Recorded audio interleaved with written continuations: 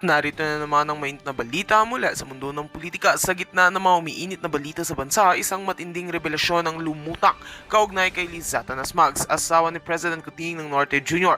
Ayon sa mga ulat, ilang kaalyado na umano'y konektado sa ilegal na droga ang tumestigo laban sa kanya at nagsiwalat ng mga detalye na ikinagulat ng publiko. Sa isinagawang pagdinig sa Senado ngayong linggo, tatlong dating kasamahan ng umano'y sindikato ang nagpahayag na si Ginang Marcos ay may kaalaman at di umano'y may pakinabang sa mga operasyon ng grupo. Isa sa mga testigo ang nagsabing naganap ang ilang transaksyon sa mga pag-aari ng pamilya Marcos. Itinanggi naman agad ng Malacanang ang mga aligasyon at sinabing isa itong bahagi ng paninira.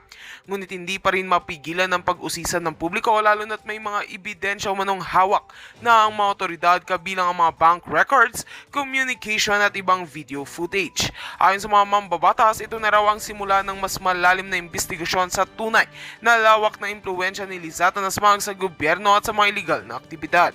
Habang patuloy ang investigasyon, nananawagan ng taong bayan ng katotohanan at hustisya. Giit ng marami, walang sinuman kahit nasa kapangyarihan ang dapat makaligtas sa batas. Tinitignan ngayon ng Senado at ng Department of Justice ang susunod na mga hakbang habang malahigpit na minamanmanan ng taong bayan ang bawat galaw ng mga sangkot.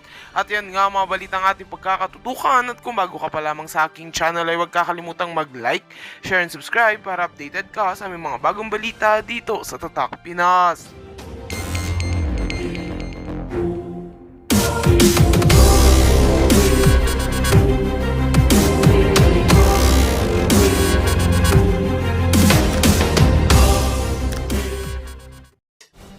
Iikot ang mundo natin sa kanya. And I believe, okay?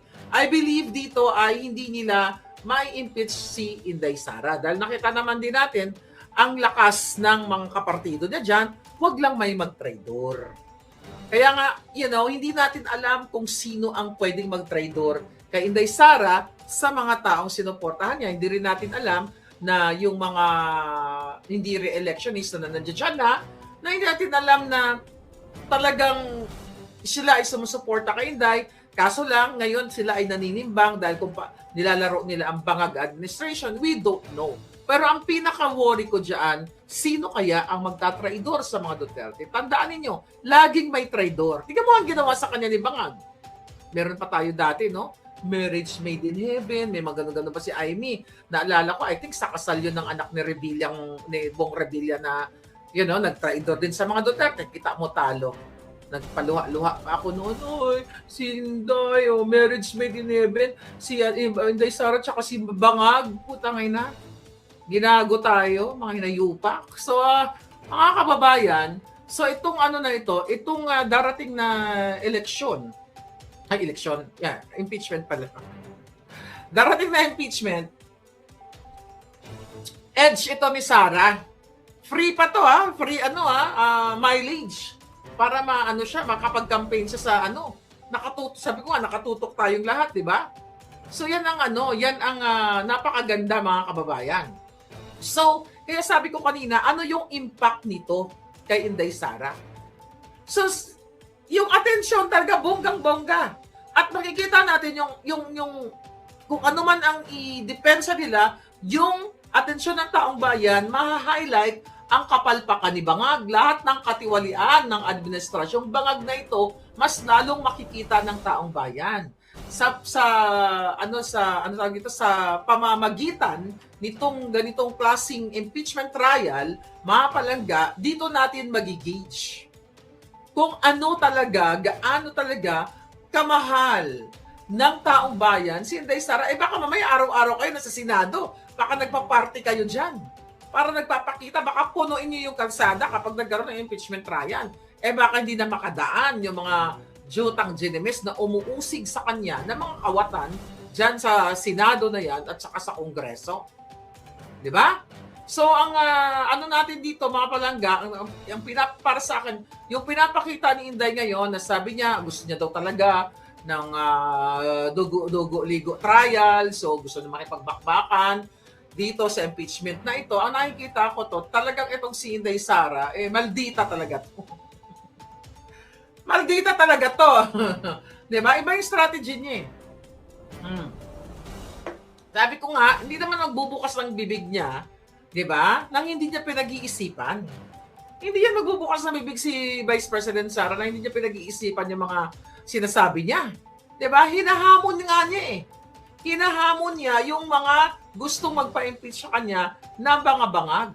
Ito ay nagpapakita si Inday Sara ng talagang, sige, gusto nyo ha? Sige, ibigay kong hilig nyo. Gusto nyo akong impeach? Okay, let's go. Simulan na natin ngayon pa lang. Di ba? Simulan na natin. Ano ngayon? Harap-harapan na nalalaman nyo na talagang pagpapa-impeach kay Inday Sara ay political. Hindi dahil siya ay nagkamali, siya ay may nilustay, siya ay nagkasala sa batas o nagkasala sa taong bayan. Kitang-kita ninyo, sila mismo ngayon ay nagbabangayan, ang kanilang campaign manager mismo inamin na kaya pumirma itong mga buwaka ng inang mga kongresista dahil sa ngalan ng salapi. At yung mga hinayupak na yan, dapat nga ay makulong, mga kababayan. Dapat talaga managot yung mga yan, dapat i-shoot na talaga sila lahat sa kumunoy at hindi na pamarisan. Ganun na lang ginagastos ang pera niyo pag may trip sila na politiko na gusto nilang ipa-impeach, o sige, babayaran ko kayo, tigpa 5 million kayo, tig 10 million kayo, whatever amount, o basta pumirma lang kayo kasi gusto ko to tanggalin tong kalaban na ito, kasi nga, threat ito sa aking kandidatura, ganyan-ganyan. Imagine nyo, ilang milyon ang binigay o bilyon ang binigay sa mga ulupong na pumirma imbis na ibigay sa inyo proyekto, social services, and everything. Magtatatlong taon na si Bangag. Okay? Wala pa rin kayong makitang tangible, okay, na kanyang ginawa para sa inyo. Ang nakikita nyo, krimen, mataas na presyo ng bigas, extortion, polboronic, kidnapping, at kung ano-ano pa. At sinasabi ni Bangag ngayon, di ba, dahil nakita nila malakas ang Duterte, sabi ng kanyang tagapagsalita, hindi yan ang layunin ni Bangag. Kailangan daw, dahil tapos ng eleksyon, magkaisa, chuchu-chuchu, eklabush. Jutang Jinimas, wala silang ginawa. Pag-upo ni Bangag, tinrabaho nila ang mga Duterte. Tinrabaho nila ang mga taong para sana sa bayan katulad ni Atty. Vic Rodriguez na nag-resist na wag mag-appoint ng mga kawatan. Pero ano nangyari? Yung mga palangga ko na wala pa ring book. Ayan. Nandito lahat. Kaya ako naisip ko, si Atty. Vic Rodriguez, kaya talaga number 1 yan para sa akin. Dahil na naginip ako, binawasan yung boto niya. 5 milyon, di ba? Kaya talagang ito, tinrabaho siya na hindi siya maupo. Nilagay ba naman niya sa libre? Ikaw naman kasi palangga. I love you, palangga. Di ba? Hindi. Tama lang. Nilagay kasi ni Atty. Vic Rodriguez ang mga kawatan, lahat ng mga alam niya dito sa librong ito. Kaya si Atty. Vic Rodriguez talaga ang number 1 target nila. So, Atty. Vic, okay, palangga na mo, okay? Huwag niyong tigilan yung dayaan sa eleksyon. Huwag po kayong tumigil. Kasi gusto namin tumakbo pa rin kayo sa susunod. Okay? Dahil, yun nga lang, malungkot na naman. Ayan, tatakbo na naman Atty. Vic. Tapos, dadayain na naman tayo. Ay, nako. So, ngayon pa lang, ay mag-push na natin itong pakikipaglaban natin sa pandaraya sa halalan, mga kababayan. So, dun sa mga bangag na nagsasabi na, yung si Sara nyo, nag-ano na naman, gusto na naman ng dugo-dugo na laban. Wala po, hindi po inciting yon. Meron inciting ng kabobohan nyo. Okay? Inciting ng kamangamango. Diba? Palibasa, yung mga utok ninyo, nadurog na ng pulburon. Kaya, hindi nyo inintindi, o magbasa-basa man lang kayo, mag-research man lang kayo bago kayo mag-react. Diba? Ang sinabi ni Vice President, simula na natin, sina-challenge niya yung mga kalaban niyang mga binayaran para magpirma sa kanyang impeachment. Yan yung katotohanan, mga kababayan. Kaya huwag ninyong tigilan itong mga walang hiyang ito. Now, sabi ko nga kanina, dahil sa pagigipit, pangingidnap kay Pangulong Duterte, ano nangyari? Yung ICC prosecutor, ayan natin, headline siya ngayon. Ayan. Kita nyo? Ayan. Nakita nyo yan? Si Karim? Nakita nyo yan? Yan. Headline niya yun yan. Mga kababayan, ang ang umuusig kay Pangulong Duterte na si Karim Khan. Ayan, basahin nyo. Ayan, di ba? Nakita nyo? Headline ngayon, yaan ang taong yan. Siya lang naman ang isa sa mga umuusig kay Pangulong Duterte. Siya yung chief prosecutor. Okay? Si Karim Khan. So ngayon, siya ngayon ay nasasangkot sa what? Sa chuk-chak harassment. Yan na lang gamitin natin. Kasi ang algorithm ng mga hinayupak na to. Siya ngayon ay nahaharap sa chuk-chak harassment.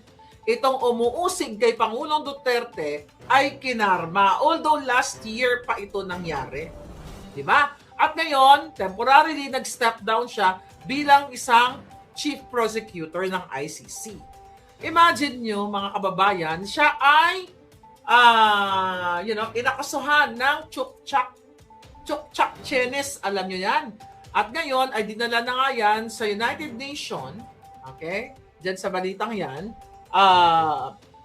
under UN Office of Internal Oversight Services or OIOS. So iniimbestigahan yan noong December 2024 pa. Dahil meron siyang hinablot, pinilit, 'di ba? Magamit tayo ng mga malupit na salitaan.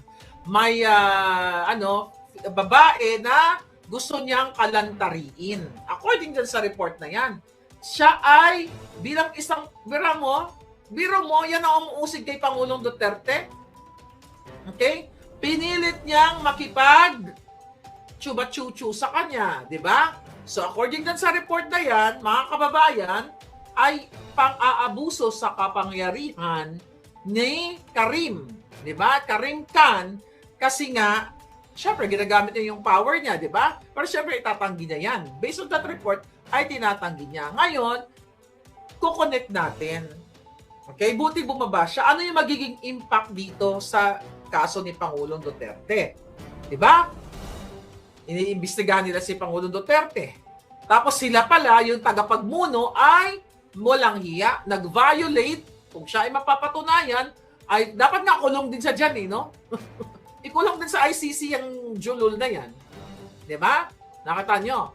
Dapat yan, kasi Pangulong Duterte, hindi naman pa yan napatunayan na siya ay nagkasala. Dapat yan, ikulong din yung mga ungas na yan. So, ang impact nito, mga kababayan, wala ng kredibilidad na mag-usig, na mag-prosecute yung ICC na yan kung mismo ang kanilang chief, ang kanilang chief prosecutor, ang kanilang kataas-taasang hukom, okay, ay nasangkot sa pangahablot o pang-tsuktsak o pamimilit ng tsuktsakan blues. Diba? Pinilit. Yan ang sabi. Ngayon, siya yung taga-usig. Tapos ngayon, inuusig ang Pangulong Duterte kasi nag-violate daw at ng iba pa ng human rights nagkaroon ng yung mga human rights violation ng PRRD. Hindi ba ito human rights violation? Yung pipilitin mo na makipag-chuba-chuchu sa'yo ang isang babae o isang lalaki? Di ba? Kaya nga talagang tinraidor ang Pangulong Duterte.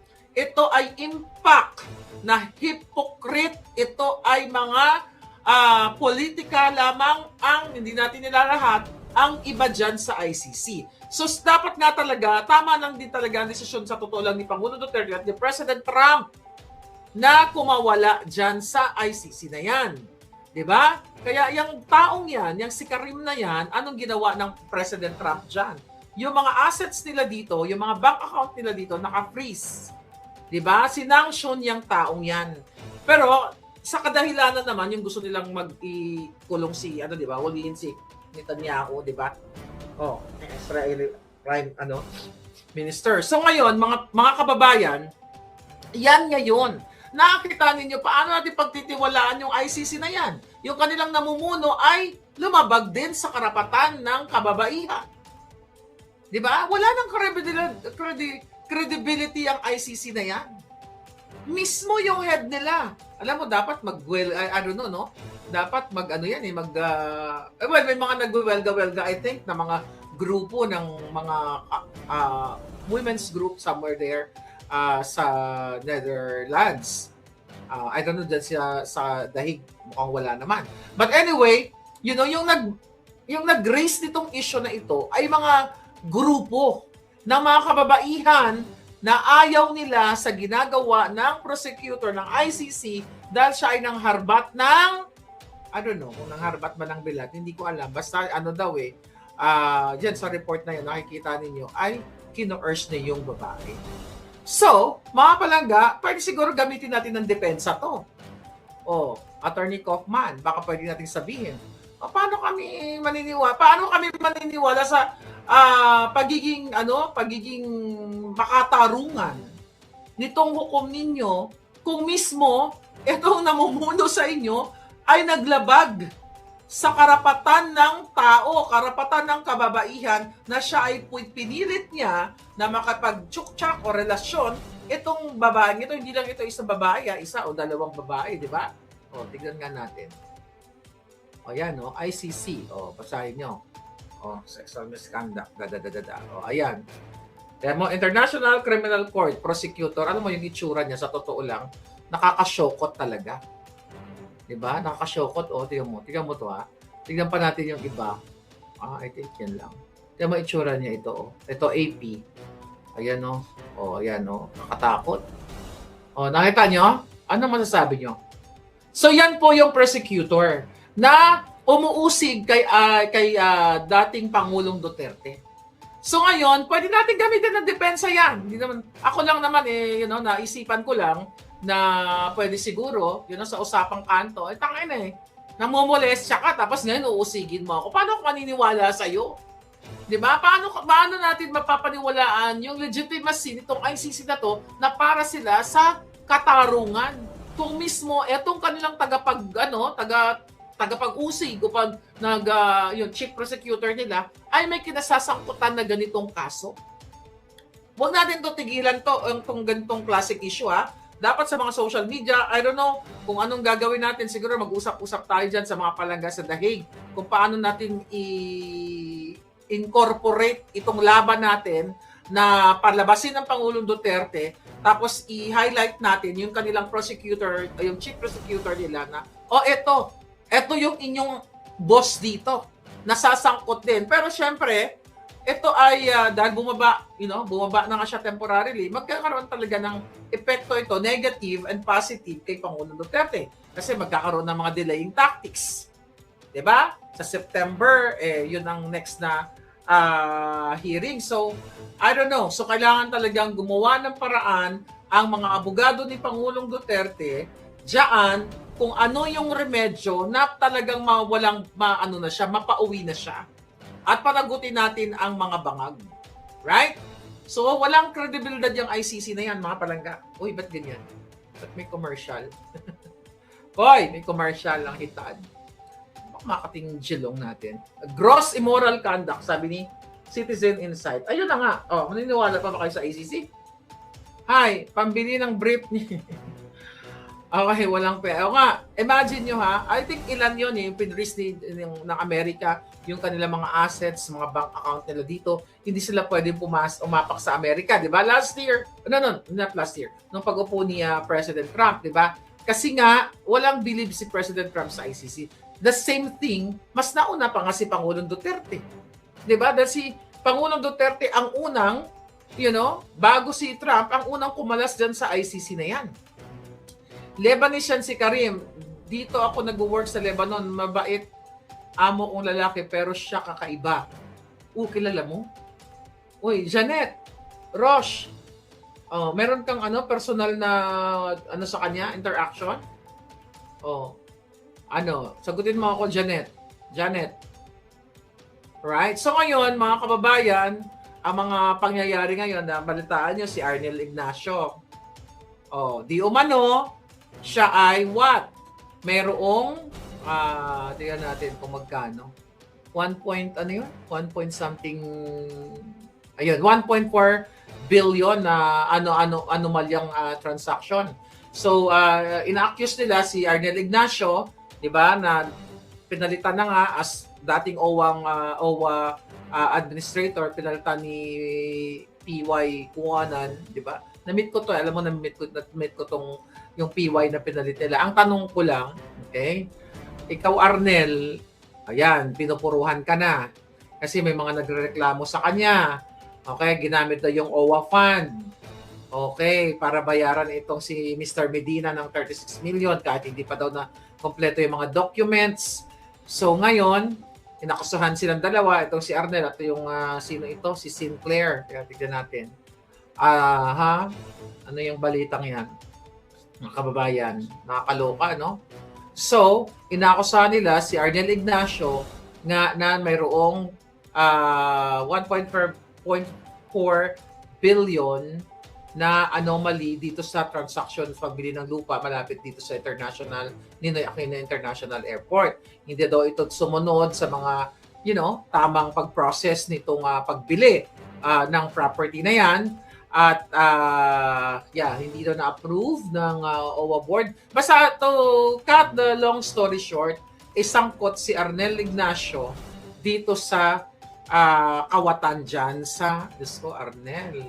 Ito lang yung sa akin. Arnel, dati naman supporter ni Pangulong Duterte yan. Okay? I'll tell you something about Arnel. Total, si Arnel, wala na siya. Nung nandoon ako sa Pilipinas, nag-message yan sa akin. Arnel, di ba? Kaya ako, nung ikaw ay sumuporta sa mga bangag, hindi naman kita binoljak.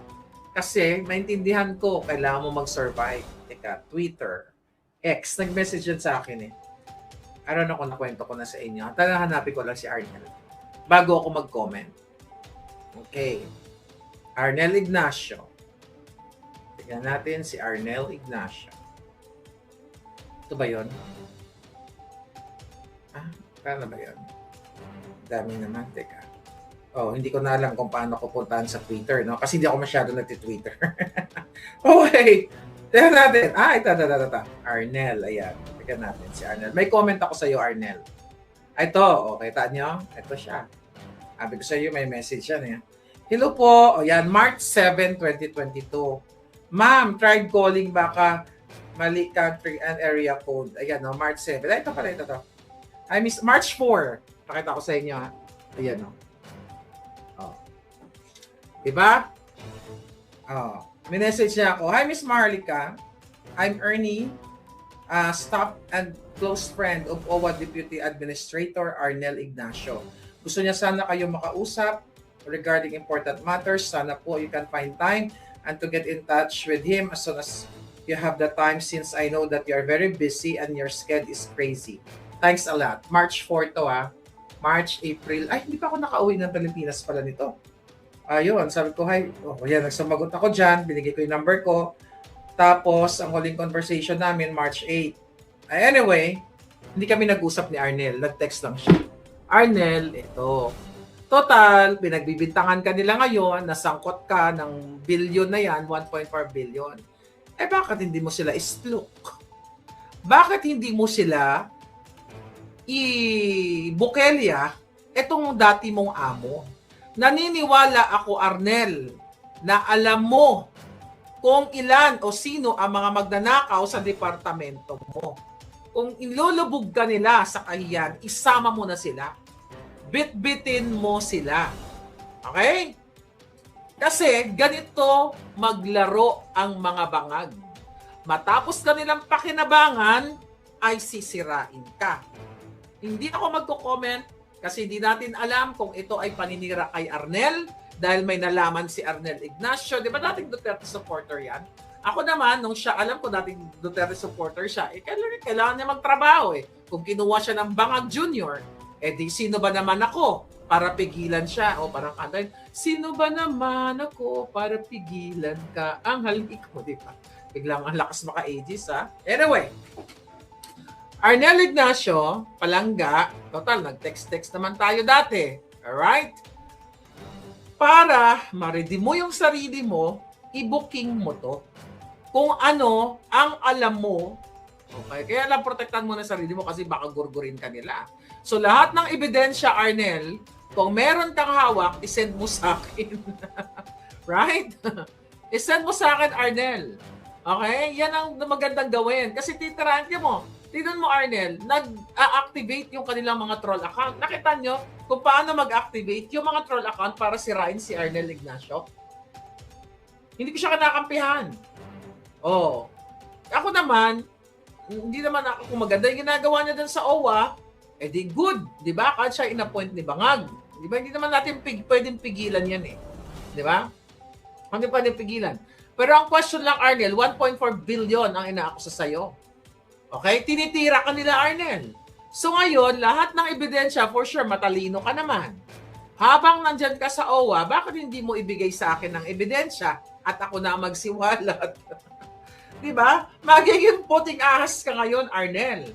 No, ako, for sure, yan ang makakarating to sa'yo. Total, pinupuruhan ka. At ito ay group effort ng mga bangag para sirain ka dyan. Diba? Hindi, kumbaga, hindi kita pinagtatanggol. I don't know kung talagang sangkot ka. Pero kasi, ang reputation ng bangag administration ni Lisa Tanas, si Lisa lahat yan. Pag wala ka ng silbi, gagawan ka, itatapon ka, gagawan ka ng kwento na ganito, nagnakaw, nagganyan-ganyan ka. Ako nga, hindi naman ako nagkaroon ng pwesto sa gobyerno, hindi naman ako qualified. Diba? Tinulungan ko sila. Diba ang ginagawa nila sa akin, gusto nila ako pagurgur. How much more ikaw, Arnel, na marami kang alam? So, madali. Mag-message ka na, Dudong. Excited na kami sa mga ebidensyang hawak mo. Ibigay mo yan kay Inday Sara. Di ba? Ibigay mo kay Inday Sara yan para magamit natin. Kasi pagtutulungan ka ng mga yan, ng mga trust na yan, believe me, Arnel, maniwala ka at talagang pupuruhan ka ng mga jotang, mga jotang genemies na yan. So now, mga kababayan, okay. Ano to? Ba't dito gumagalaw? Ngayon, okay, ano mga eksena pa ngayon na pag-uusapan natin? Diba? Ang sabi kasi, ang palabas nila, hindi ka daw nag-resign, ikaw daw ay nahuhuli dahil may ganito, may ganyan. So yan ang usap-usapan ngayon. At yan ang gusto nilang palabasin. So kailangan mo nang magsalita. Alright? Recently, puro patayan na naman ang mga nangyayari. By the way, si De Lima. Ang sino ba nagsabi na abogado na ipa-re-arrest daw itong si De Lima at ayaw magsalita ng Solicitors General sa pag-aresto muli kay De Lima. Ang pwede daw gumawa ng aresto ni De Lima na ibalik siya sa kulungan ay ang Department of Justice. So tignan natin, diba? Kung gaano sila gigil kay Spokes Harry Roque na kesyo nakipag-anuan sa Interpol para maaresto. By the way, NBI, nasaan nga pala yung kopya ng warrant of arrest ni Harry? Bakit wala akong nakita? Baka panakot na naman to. Kasi wala tayo, may nakita ba kayong kopya ng warrant of arrest? Kasi ganun yung ginawa nila eh. Sa akin, 7 na warrant of arrest, pero wala silang ipinresent sa media.